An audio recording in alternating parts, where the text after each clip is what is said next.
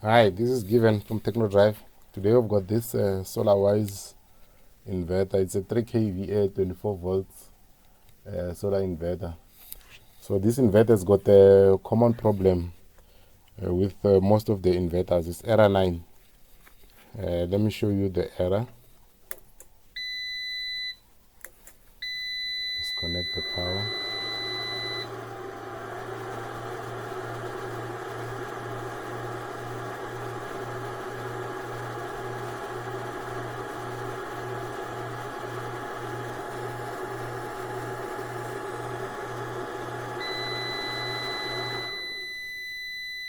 You see there, error 9. So what's causing error 9? It's the short circuit on the DC bus. So the inverter is not reaching the required value for the DC bus voltage. We've made an article on our website. You can see here, but this one was a grower. So error 9, it's almost the same on all the inverters. Error 9, you see this one was also showing error 9. It was a grower 5 kVA. So what's the cause of that? The inverter has internal over voltage protection, but the actual protective devices have also their absolute maximum rating, which this means the inverter, although it has got a protection, sometimes when you overload it, the inverter might not protect the components. So most cases the IGBTs and the MOSFETs will fail, and you will get that error 9. So that's the reason why we're having this error 9. Sometimes the overload, it's very quick, and maybe it's a spark, then it will cause that error 9.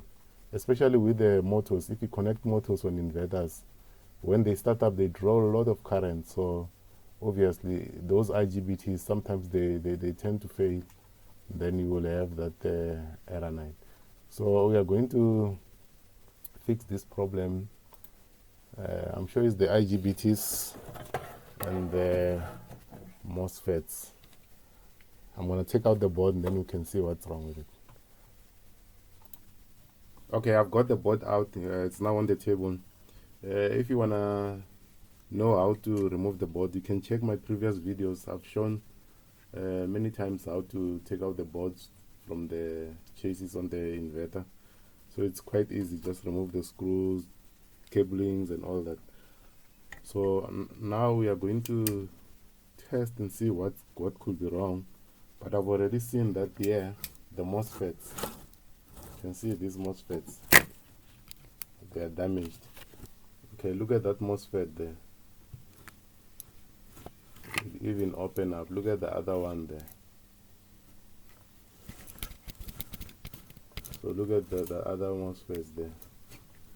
So we have to change all of those incoming MOSFET, the low voltage MOSFETs.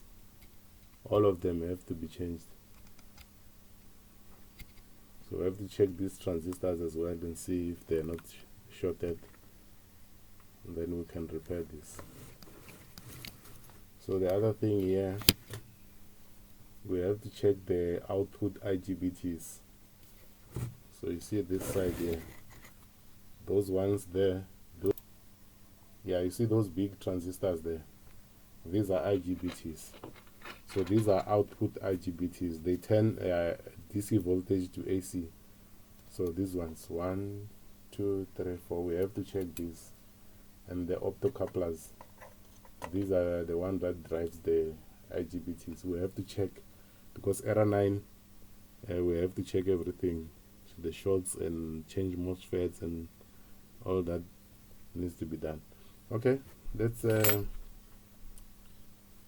remove all of those incoming MOSFETs and check the IGBTs. But I think it's better if we check the resistance on the IGBTs to see if they are not shorted, so that when we remove everything together. Okay, I've got the board upside down. We are now going to check the resistance on all of the IGBTs. These are the big transistors there. So these are those small ones that are bent. So those other ones that were open, you can see if I turn there, You can see those small ones there. So this side are the bigger ones. These are the output IGBTs.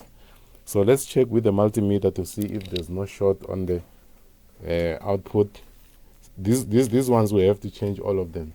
The smaller ones we have to change. Let's check the output ones. Okay, let's start here. We're gonna use a diode test to check all of them.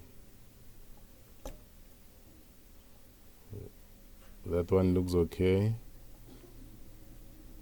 Sharp.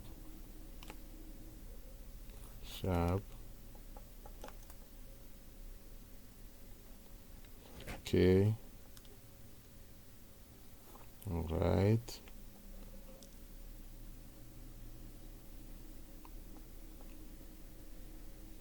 Okay.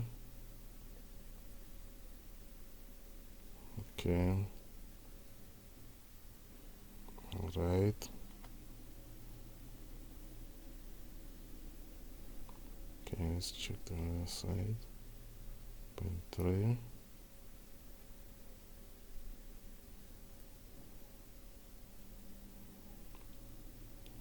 Okay, this one. 0.4. So these are okay. 0.4 is okay. 0.4. So we are lucky, all of the output IGBTs, there's no short circuit. So it means that the problem is on the low voltage side. So let's take out the low voltage IGBTs MOSFET. Okay. Let's first take it out from that side.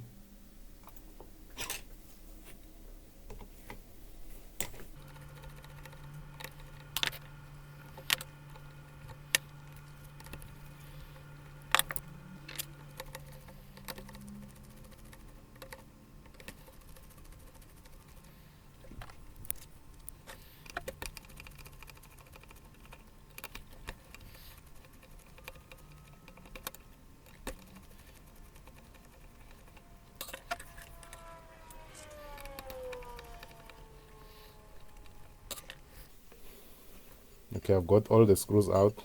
Now it's time to solder it out.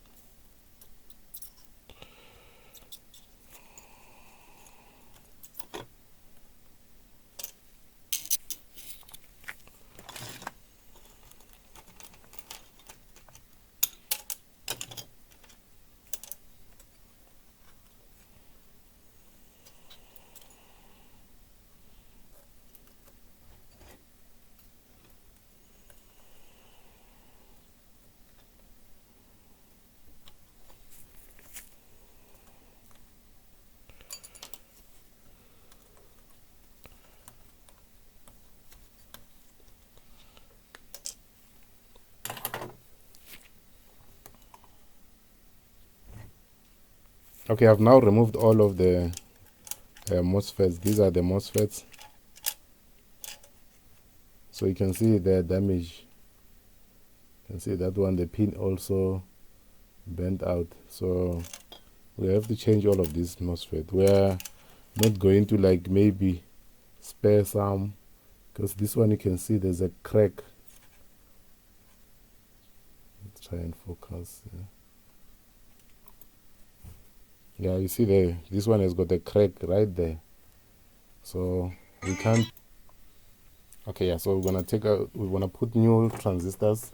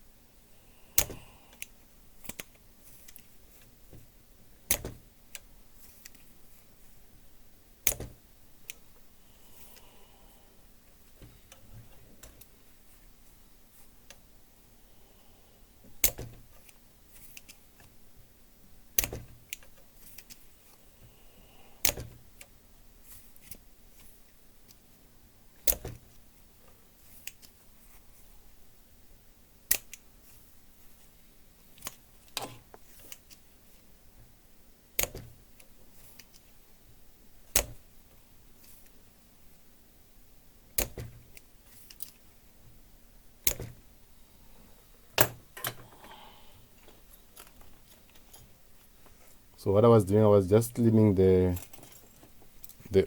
pins so that when we get new transistors, they go in easily. See now, all of the holes are open now. You can see so you can see all of the holes are now clean. They are ready for new MOSFETs. Let's put new MOSFETs.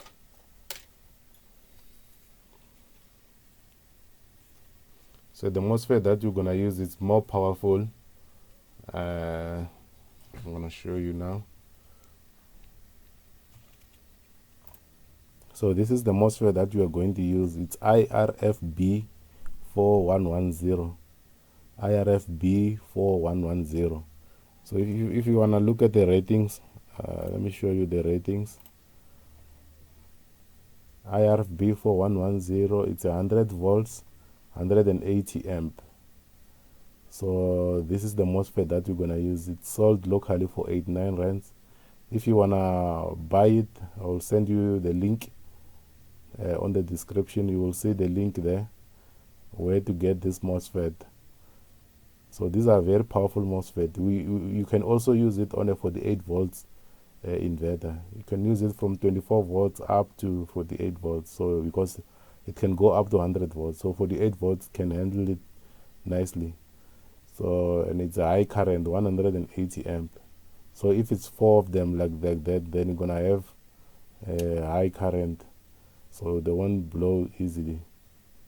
So that's why I recommend using this than original ones. The original ones, they are less rated, and because the manufacturing, they try to cut cost.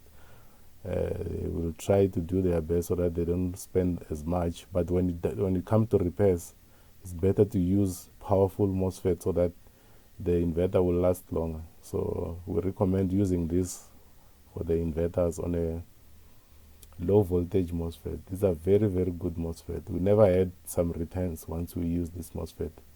So this is the MOSFET that we are going to use.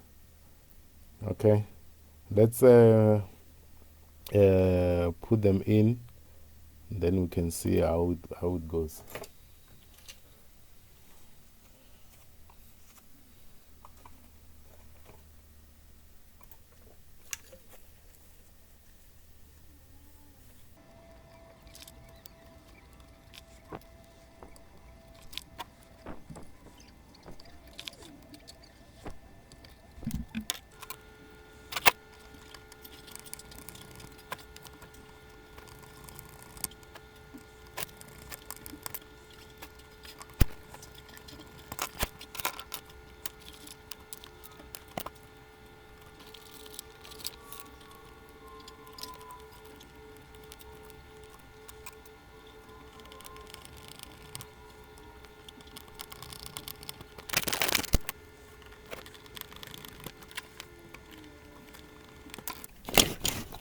Okay, I've got all the MOSFET changed there. So what we need to also check is the resistors. You see right there, there are some resistors that normally when the MOSFET fail, they tend to open circuit. So we're gonna check them before we can test the inverter. This one is 20 ohm, 20 ohm, 20 ohm, 20 ohm. So we have to check all of these resistors as well.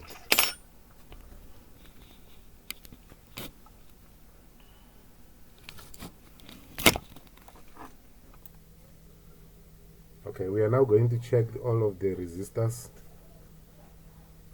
Let's start with this is a 20 ohm resistor, this one. 20 ohm is okay. This one.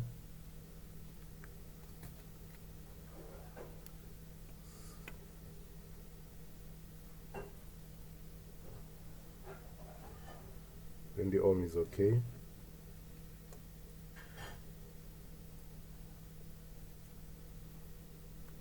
So this one is not right, this one. So we are reading 380 ohm. So the second one is not right.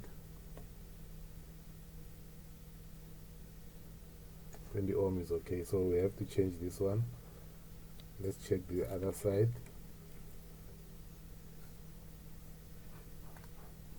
So there's a total of 1, 2, 3, 4 MOSFET. So it's 1, 2, 3, 4 driving resistors. So there's 4 driving resistors to drive each MOSFET. So let's check the other side. So also there must be 20 ohm resistors. They were reading 215. It's bad, this one. Let's check this one.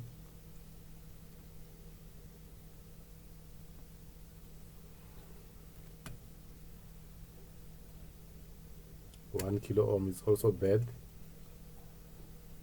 So I think it's better we change all four resistors. All of these resistors. Let's rather change all of them. And then I'm sure it will be okay, because sometimes you'll find that the resistor has already lost its value. It's reading the value, but it's not 100%. So I'm going to change all of those 8 resistors, and then we can test the inverter. Okay, let's go.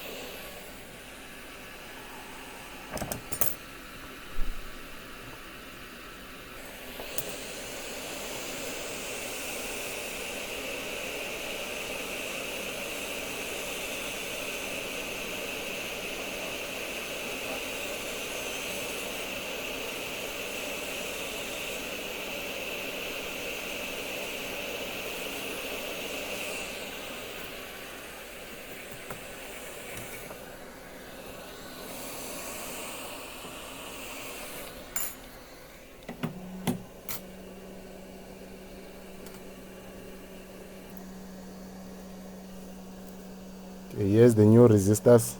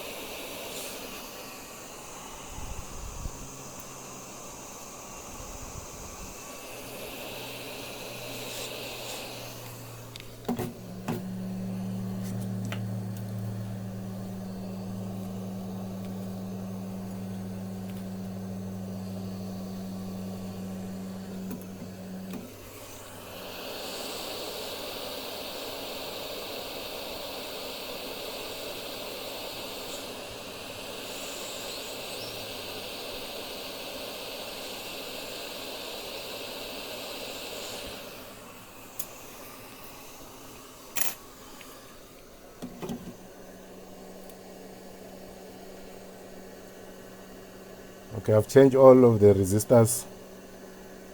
Let's do the soldering. You can see the transistors are not yet soldered. So let's solder them. Okay, I've got all of the transistors soldered.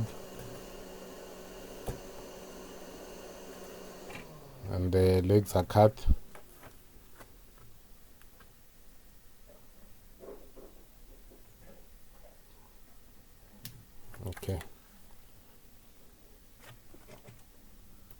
Okay, we've changed all of the MOSFETs, you can see.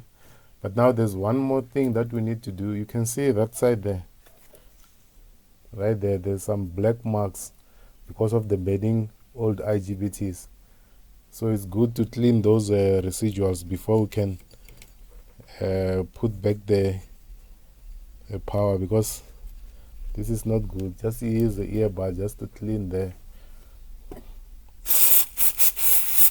Just to be neat, and also we don't want any sparks or anything related, because that's carbon residual, so it can cause some damages, so we must clean it on the board. On the heatsink it's not that conductive, but on the board we have to clean, and there are some residuals here.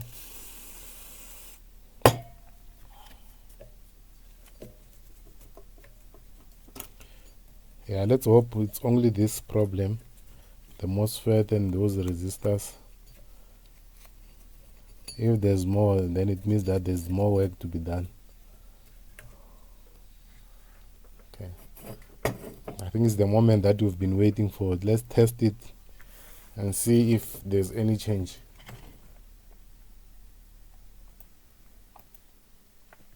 So now is the moment of truth. Let's check it. Let's put power there. It's 24 volts power.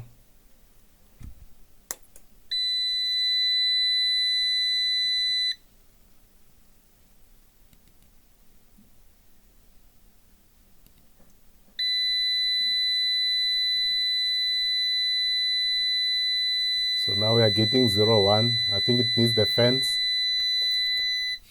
So we are getting 0, 1. It needs the fence. So let's put the fence and see if it's gonna help. Okay, I've got the fence with me. Let's connect them.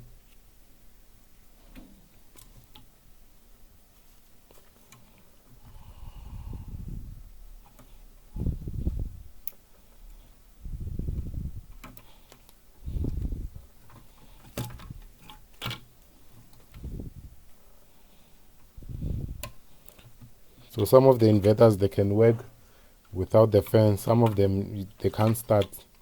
So we need the fence.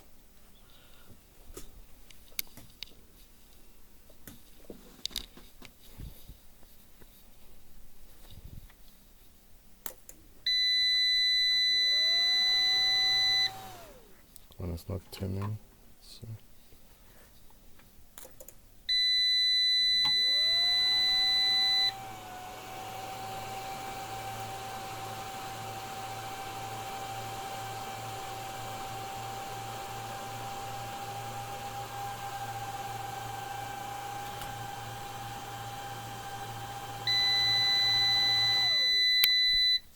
Unlucky, we're still having that error 9. So we have to dig deeper and see what's causing it, because we've changed the driving side and the resistors are okay. Check the temperature sensor. What's this again?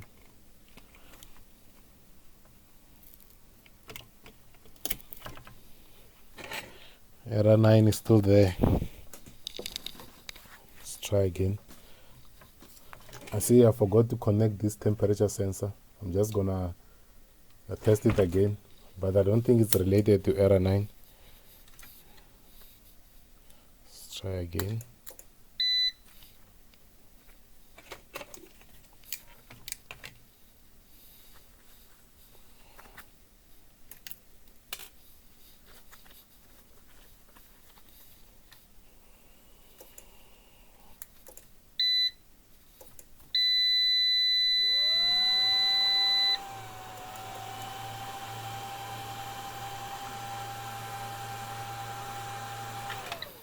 Can you believe it?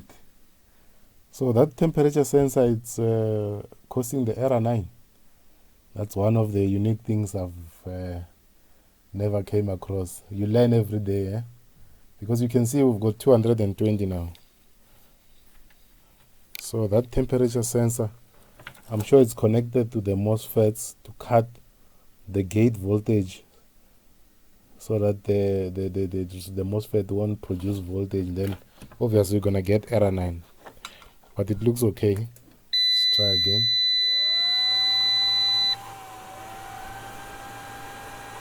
You can see 220 is there. No alarm. Inverter is running. Unbelievable. Unbelievable. Okay, you know what? Let's take out this sensor again. Now we're doing some experiment now. Let's take it out and try again.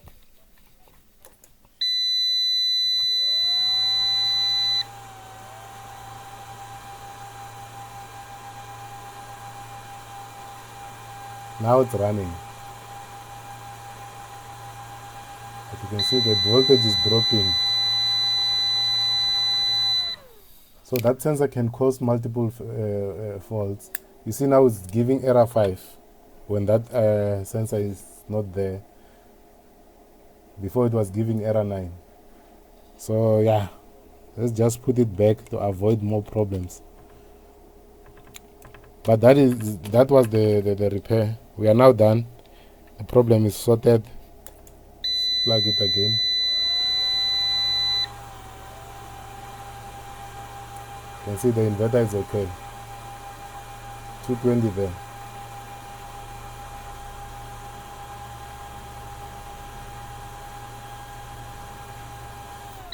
So we've won. You can see those are the MOSFETs that we changed.